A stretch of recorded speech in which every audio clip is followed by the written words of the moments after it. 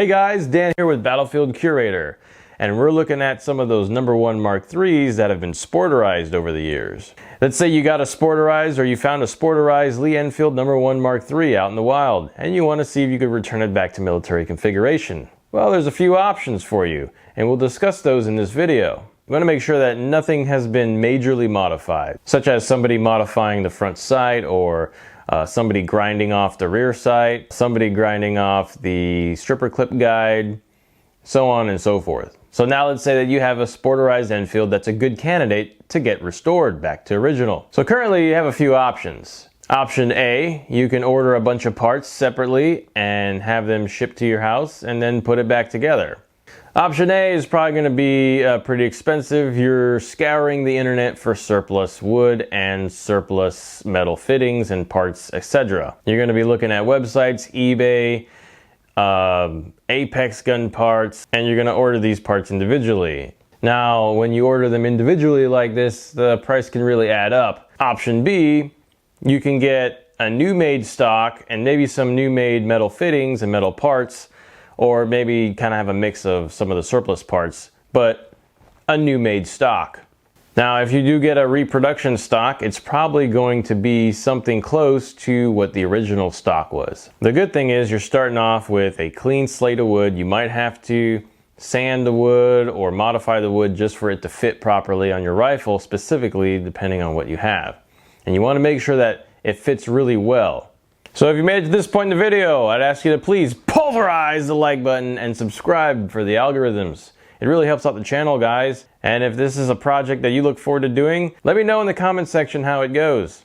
All right, option C. Option C is you get a donor rifle. A rifle that probably has been demilled or just has a really poor bore. This is probably one of the cheapest and my favorite for restoring some of these rifles, since they're probably just going to be shooter grades anyways. J&G Sales, or you can go RTI. The ones from RTI are a little bit expensive in my opinion, but J&G Sales has these drill rifles and you might luck out getting a nice piece of wood.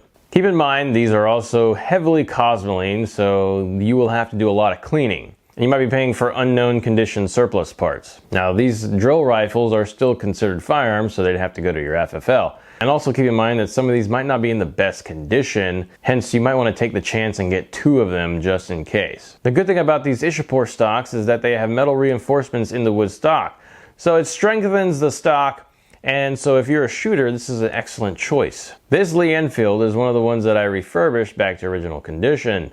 Now here's something else to note. They might have painted portions on the rifle. Now if your Ishapore drill rifle has the painted stock, you can try to remove it using a heat gun when you're doing the cosmoline process. So pretty much I'd say the hard part is getting all that cosmoline off and making sure the stock's in good order, and then you start working on getting the parts off and restoring it back to how it should be. You might also have a problem with the bolt in the rear. So remember, these Lee Enfields are kind of finicky and you don't want to take the buttstock off first or else you might crack the forewood. You might also have some issues getting the wood to fit properly, so you might need to do some sanding or some slight modifications. Now, the Ishapore drill rifle stocks are slightly different than an original stock. For these stocks to be modified to a drill configuration, they had to drill a hole in the receiver and weld a rod through it. So what you'll see is that there's a little piece of wood missing from the stock. You'll notice a difference when you have them 2 side by side. Something else that's quite common on these drill rifles is that a lot of the metal parts are stamped with DP, which means drill purpose. Also, there'll be some drill purpose markings all over the wood. So if you don't mind having a rifle that says DP all over it, then yeah, this is probably still a good choice for you. You want to take it to the range and shoot it. But who knows, you might luck out and might get a really nice piece of wood without any bad markings, any nicks, crannies, or nothing. So once we fixed up our Lee Enfield No1 Mk3s and we ended up taking them to the range and firing them, and they shot just fine. So keep in mind that this might be a project and a half for you. So if you're not willing to do the effort, or you might think it's too expensive, then just skip it. But if you've got a sporterized Lee Enfield No1 Mk3, then you need to get back to military configuration. These are some good options to do. If you've got any more insight on how to restore Lee Enfield No1 Mk3s, let me know. Don't forget to check out some of our other videos and some of our content on our Instagram and Facebook pages. And as always guys, make it a great day. Thanks.